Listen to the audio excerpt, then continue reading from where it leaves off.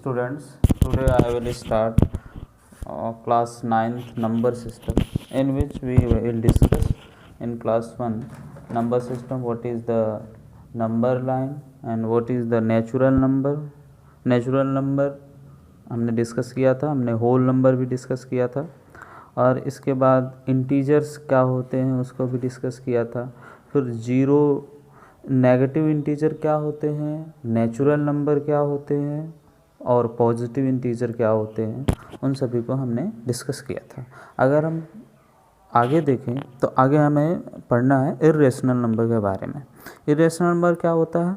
A number is called irrational number if we can not be written in the form of p upon q where p and q are the integers। मतलब कि एक ऐसा number जिसको हम p upon q के form में represent नहीं कर सकते, जैसे 3/2 इसको हम क्या बोल सकते हैं, p upon q का फॉर्म है ना।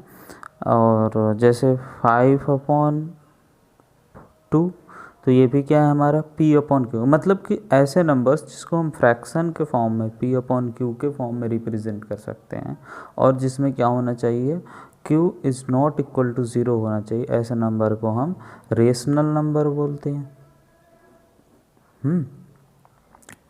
और ऐसे नंबर जिसको हम इस फॉर्म में रिप्रेजेंट नहीं कर सकते उस नंबर को हम क्या बोलते हैं, इर्रेशनल नंबर। जैसे √2 की वैल्यू क्या होती है, 1.414, इस तरीके से एंड सो ऑन तक बढ़ती जाती है।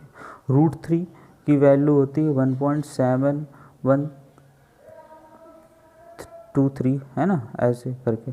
तो इस तरीके से 2, 3, 4 ऐसे नंबर्स ये क्या होते हैं, बढ़ते जाते हैं। तो ऐसे नंबर्स जिनकी वैल्यू या फिर ऐसे नंबर जो नॉन टर्मिनेटिंग नंबर होते हैं, इन नंबर को हम क्या बोलते हैं, इर्रेशनल नंबर। तो आगे हम पढ़ेंगे इसके बारे में। अभी हम नंबर लाइन के बारे में पढ़ रहे थे कि नंबर लाइन क्या होता है। एक ऐसी ये नंबर लाइन है ना।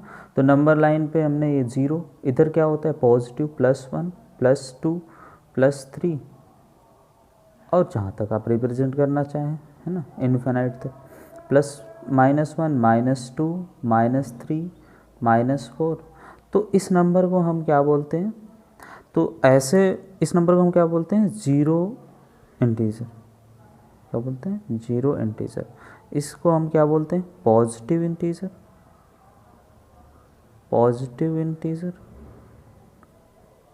और इसे क्या बोलते हैं, नेगेटिव इंटीजर।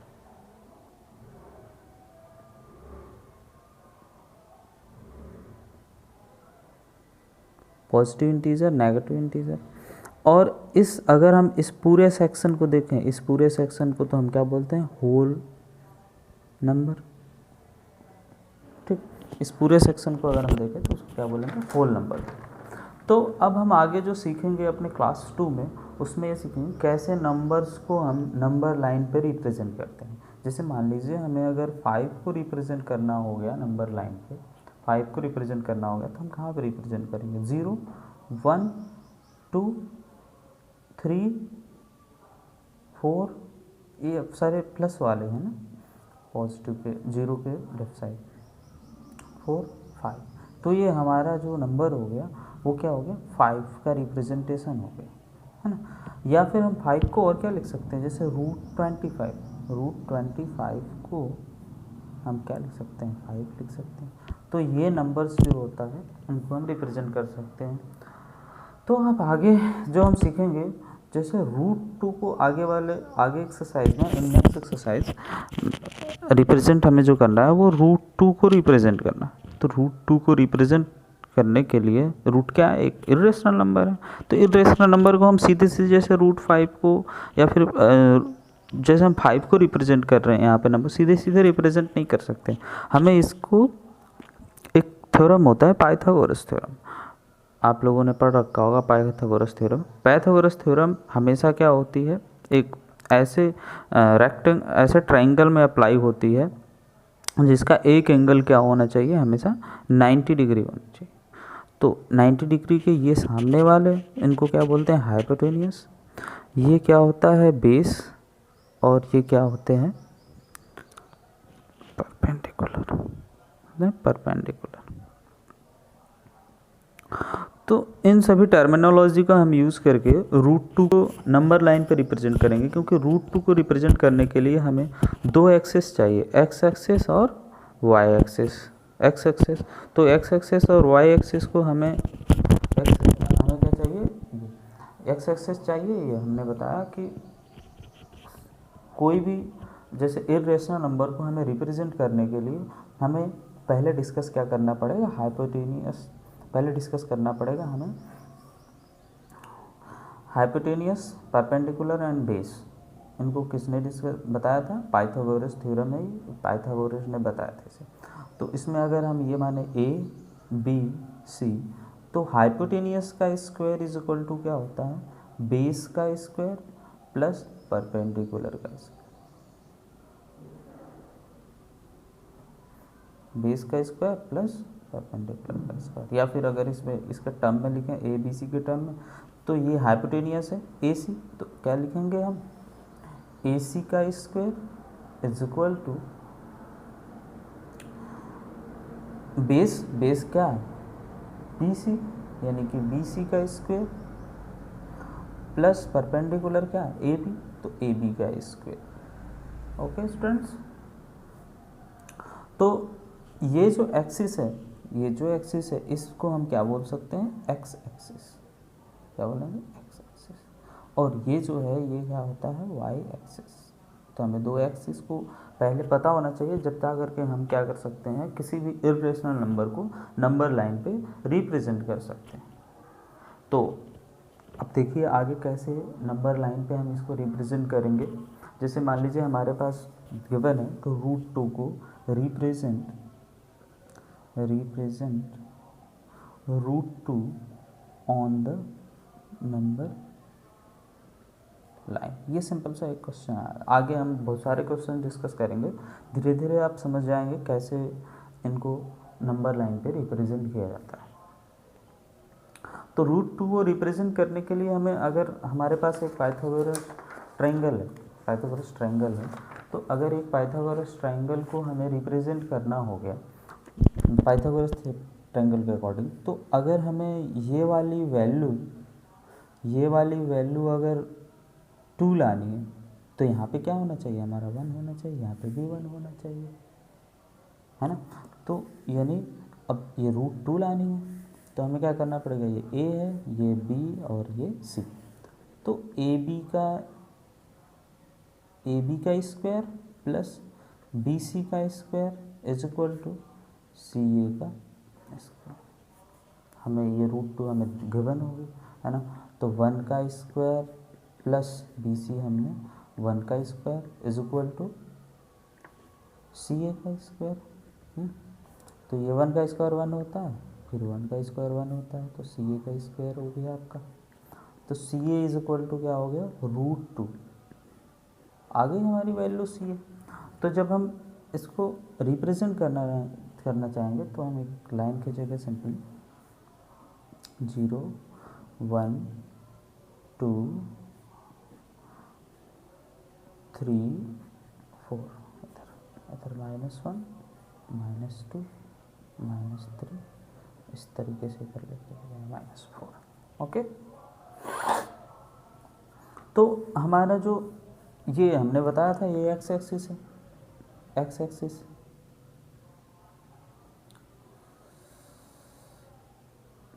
ये एक्स एक्सिस है ना। तो एक्स एक्सिस में ये है हमारा क्या, एक्स एक्सिस। तो एक्स एक्सिस और ये क्या है, वाई एक्सिस। तो एक्स एक्सिस में हमें कितना जाना है, कितना 1 यूनिट, कितना जाना है हमें 1 यूनिट। तो एक्स एक्सिस में हम यहाँ से 1 यूनिट, एक्स एक्सिस में हमें कितना जाना है, मैं दूसरा पेन का यूज़ कर लेता हूँ। एक्स एक्सिस में हमें कितना जाना है, ये 1 यूनिट जाना है, तो ये हमने 1 यूनिट चल दिया। और फिर वाई एक्सिस में, वाई एक्सिस यानी कि ऊपर की ओर हमें कितना जाना है, 1 यूनिट, तो ये 1 यूनिट चल दिया। ठीक है, अब इस वाले को मतलब कि उसके 0 पॉइंट को जहाँ पे बनाया, ये 1 यूनिट मान लेते हैं, यहाँ पे आया है ना। तो ये तो इसको यहाँ से मैच करा दें। ठीक, फिर हम, अगर आपके पास अगर आपके पास प्रकार हो तो आप यहाँ से इसको क्या करेंगे, हाफ सर्कल जो है, तो आप यहाँ से इस पे ऐसे इतना ले लेंगे, इतना कंसीडर करेंगे और यहाँ पे रख के ऐसे करेंगे। तो मान लेते हैं अगर यहाँ पे काटता है तो ये हमारा क्या हो गया, √2 को रिप्रेजेंटेशन हो गया नंबर लाइन। ओके स्टूडेंट्स, तो इसको हम लिख सकते हैं कि पहले तो हमें अगर √2 को रिप्रेजेंट करने तो पहले तो हम पाइथागोरस थ्योरम प्रूव करेंगे। अब हम करेंगे क्या, let AB is equal to 1 unit and BC is equal to 1 unit. Then after हम इसको क्या करेंगे, सॉल्व करेंगे। सॉल्व करने के बाद फिर हम ये नंबर लाइन बनाएंगे और इन नंबर लाइन्स पे हम क्या करेंगे, ये यहाँ से यहाँ तक अगर हम इसको नाम देना चाहें तो क्या देंगे, ये A, ये हो गया B और ये हो गया C। और यहाँ से यहाँ तक ये जो आई ये AC, वो AC क्या है, √2 कितना है, √2 यूनिट। और इस वाले पॉइंट से इस वाले पॉइंट को हम क्या करेंगे, अपने प्रकार में ले लेंगे और फिर यहाँ से यहीं पे रख के और इधर काटेंगे। तो मान लेते हैं अगर यहाँ पे कटेगा तो ये क्या आ जाएगा, √2। ठीक, तो एक हम सिंपल सा, अगर हमें ये नहीं समझ में आ रहा है कि कैसे सर ले रहे हैं, तो एक सिंपल सा मैं फंडा बता दे रहा हूँ कि अगर कोई भी नंबर को अगर हमें नंबर लाइन में रिप्रेजेंट करना हो, कोई भी इर्रेशनल नंबर को अगर हमें नंबर लाइन में रिप्रेजेंट करना होगा, तो पहले हम क्या करेंगे, जैसे ये मान लिया हमने, ये क्या है, m। ठीक, तो ये m है, तो ये हमेशा ये क्या होगा, ये हमेशा क्या होगा, m-1 और ये क्या होगा, हमेशा 1। ये m होगा, ये m-1 होगा। अगर मान लीजिए अगर कोई बोल दिया आपको, अगर क्वेश्चन में ये दे दिया कि represent √3 on the number line, √3 on the number line, √3 को अगर नंबर लाइन पर रिप्रेजेंट करना हो गया तो हमारी m की वैल्यू क्या होगी, 3, यानी कि √3। और अगर ये A, B और ये C हो गया तो हम डायरेक्टली कर सकते हैं, डायरेक्टली सोच सकते हैं कि ये m-1 है, यानी कि जो अगर AC हमारा √3 है तो हम क्या सोच सकते हैं, डायरेक्ट CB हमारा क्या होगा, जो CB होगा वो क्या होगा, m-1, यानी कि 3-1 मीन्स √2। और ये √1 या फिर √1 की वैल्यू क्या होती है, 1 ही होती है, तो जो AB होगी वो क्या होगी, 1 होगी, है ना। तो इस तरीके से हम देख सकते हैं कि कैसे हम तुरंत मतलब ये दिमाग में सोच सकते हैं। ऐसे जैसे हमें बोल दिया कि represent √3 on the number line, √3 को नंबर लाइन पे हमें रिप्रेजेंट करना है।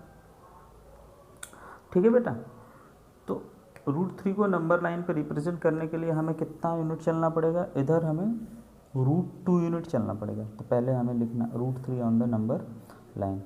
तो फर्स्ट आप देखो कैसे करेंगे इसको, स्टेप टू स्टेप। पहले हमें करेंगे consider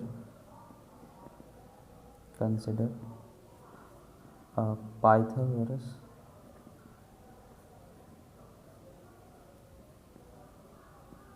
triangle, Pythagoras triangle in which AC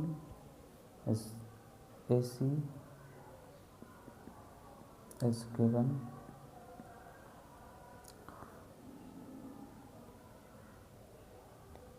√3। Then अब हम बना लेंगे एक पाइथागोरस ट्रायंगल। ठीक है बेटा, तो √3 ये हो गया, ये A हो गया, ये B हो गया, ये C हो गया। ठीक, तो अगर हमें AC लेकर के आना है तो हमारा AB कितना होना चाहिए, AB क्या होना चाहिए हमारा, 1 यूनिट। लेट, यहाँ पे लेट करेंगे, let AB is equal to 1 unit और BC इज इक्वल टू क्या होनी चाहिए, BC इज इक्वल टू हमारा क्या होना चाहिए, √2। ठीक, तब हम अब इसको नंबर लाइन पर रिप्रेजेंट कीजिए। ठीक है, डायरेक्टली हम लिख देंगे। ठीक है, कोई वो नहीं है, तो इसको नंबर लाइन पर रिप्रेजेंट कीजिए। जैसे एक लाइन खींच लिया आप इसमें, एक लाइन खींचा, ये कितना हो बेटा 0 1 2 3 4, ठीक। और ये होगा -1 -2 -3 -4 -5, है ना। अब हमने पहले से रिप्रेजेंट कर रखा है √2, अभी पिछले वाले क्वेश्चन में हमने देखा, तो पहले से √2 हमें पहले रिप्रेजेंट करना होगा। मान लेते हैं यहाँ से यहाँ तक हमारी जो यूनिट है वो √2 है, यहाँ से कहाँ तक, यहाँ से यहाँ तक, यहाँ से यहाँ तक हमने पिछले वाले में रिप्रेजेंट कर रखा था ये √2। अब ऊपर कितना चलना है y एक्सिस में, हमें कितना चलना है 1 यूनिट चलना है, y एक्सिस में कितना चलना है 1 यूनिट, तो ये 1 यूनिट हो। अब यहाँ से इसको मैच करा लेंगे, ठीक। तो जो ये A, ये B और ये C, जो AC आ गई वो AC क्या आ गई आपकी √3। अब AC को हम क्या करेंगे प्रकार में ले लेंगे हैं, और फिर इसको अगर हम कट करना चाहेंगे, है ना, AC को हम प्रकार में ले लेंगे और इसको हम अगर कट करना चाहेंगे तो ये क्या होगी, मान लेते हैं यहाँ पे कट कर रही, अगर हम इसको अच्छे से बनाएं, प्रकार से बनाएं, तो ये मान लेते हैं यहाँ पे कट करके, आप लोग इसको प्रकार से बनाइएगा, ठीक है, आप लोग इसको मेज़र कर करके बनाइएगा, ठीक है। मैं मेज़र करके नहीं बना पा रहा हूँ, तो ये क्या हो जाएगा हमारा, ये वाली वैल्यू √3 होगी बेटा। ये √1 और 2 के ही बीच में आएगी, अगर 1 और 2 से ज़्यादा जा रही यानी कि आपका क्वेश्चन गलत हो रहा है, तो क्योंकि √3 की वैल्यू हमें पता होती है 1.3172 ऐसे करके कुछ होती है, ठीक है। तो इसलिए हम √3 को रिप्रेजेंट करना, अगर आपको बोल दिया कि √5 को रिप्रेजेंट करो, तो √5 को रिप्रेजेंट करने के लिए हमें एकदम तुरंत दिमाग में क्लिक करना चाहिए कि m की वैल्यू क्या हो गई 5, m की वैल्यू क्या 5 हो गई। तो जो बेस होता है यानी कि जो, अब ये m किसकी वैल्यू है, अगर हम पाइथागोरस थ्योरम में देखें तो m ये वाली वैल्यू है √5, ये m होता है √m, ये होता है √m-1 और ये 1 यूनिट होती है। तो अगर √5 को रिप्रेजेंट करना है यानी कि ये वाली वैल्यू क्या होगी m-1 यानी कि √4, और √4 की वैल्यू क्या होती है 2, ठीक। तो ये A है, ये B है और ये C, तो AC ये हो गया और ये हो गया BC, और हमें AB हमने 1 यूनिट मानना है, 1 यूनिट, ठीक। तो अब देखिए, अब इसको रिप्रेजेंट कैसे करेंगे नंबर लाइन, अब इसको रिप्रेजेंट कैसे करेंगे नंबर लाइन, ठीक है बेटा। ये मान लेंगे, ये बनाएंगे अपना, ये हो गया हमारा 0 1 1 2 3 -1 -2 -3, ठीक है। अब हमें जो बेस है, जो CB है, वो कितना यूनिट चलना है 2 यूनिट, कितना बनाना है 2 यूनिट, तो यहाँ से हम यहाँ तक आगे 2 यूनिट। अब ऊपर कितना जाना है 1 यूनिट, ये 1, ठीक। अब ये वाली लाइन को इससे बना, तो ये A हो गया, ये C और ये है B। तो जो हमारी AC आई, क्या आई AC, जो AC आई वो कितनी आ गई 5 यूनिट। अब इसको यहाँ से आप मेजर कर लेंगे, जब मेजर करेंगे तो ये वाला हटना नहीं चाहिए आपका, और जब काटेंगे तो मान लेते हैं यहाँ पे कट गया, तो ये जो मिल गया हमें क्या मिल गया √5। तो इस तरीके से हम देख सकते हैं कि कैसे आप रिप्रेजेंट करेंगे √5 को। अब ये आपका √5 को रिप्रेजेंट करने आ गया होगा आपको। हमने अभी तक क्या क्या सीखा पिछले, फिर से देखते हैं एक बार। इर्रेशनल नंबर क्या होते हैं, अ number is called irrational number if it can not be represented in the form of P/Q। अब इसके बाद हमने पिछले वाले क्लास को रिवाइज किया कि नेगेटिव इंटीजर क्या होते हैं, नेगेटिव इंटीजर क्या होते हैं, पॉजिटिव इंटीजर क्या होते हैं, जीरो इंटीजर क्या होते हैं या फिर होल नंबर किसको कहते हैं। इसके बाद हमने रिप्रेजेंट करना सीखा कि नंबर लाइन पे कैसे नंबर्स को रिप्रेजेंट करें। जैसे बचपन में हम क्या करते थे कि 2 को रिप्रेजेंट करो, 3 को रिप्रेजेंट करो, तो हम क्या करते थे, जीरो को एक रेफरेंस पॉइंट मानते थे और वहाँ से हमें जिस नंबर को रिप्रेजेंट करना होता था वहाँ से हम अगर प्लस वाले पॉजिटिव को रिप्रेजेंट करना होता था तो हम इस साइड चलते थे और नेगेटिव को रिप्रेजेंट करना होता था तो हम इस साइड चलते थे। इसके बाद हमें तो पहले से पता है कि कैसे इन नंबर्स को, सिंपल नंबर्स को रिप्रेजेंट करना है, लेकिन एक इर्रेशनल नंबर को कैसे रिप्रेजेंट करना है हमें उसको यहाँ सीखते हैं। इर्रेशनल नंबर को कैसे रिप्रेजेंट करना है, तो इर्रेशनल नंबर को हमें रिप्रेजेंट करने के लिए हमारे पास एक्स एक्सिस और वाई एक्सिस की दोनों की वैल्यू होनी चाहिए, क्योंकि इर्रेशनल नंबर हमेशा कैसे रिप्रेजेंट कर सकते हैं, हमेशा हम पाइथागोरस थ्योरम को यूज़ करके रिप्रेजेंट कर सकते हैं। तो पाइथागोरस थ्योरम क्या होता है, हाइपोटेनियस का square is equal to base का स्क्वायर प्लस परपेंडिकुलर का स्क्वायर। तो अब हम सीखेंगे कि रूट 2 को कैसे रिप्रेजेंट किया जाएगा।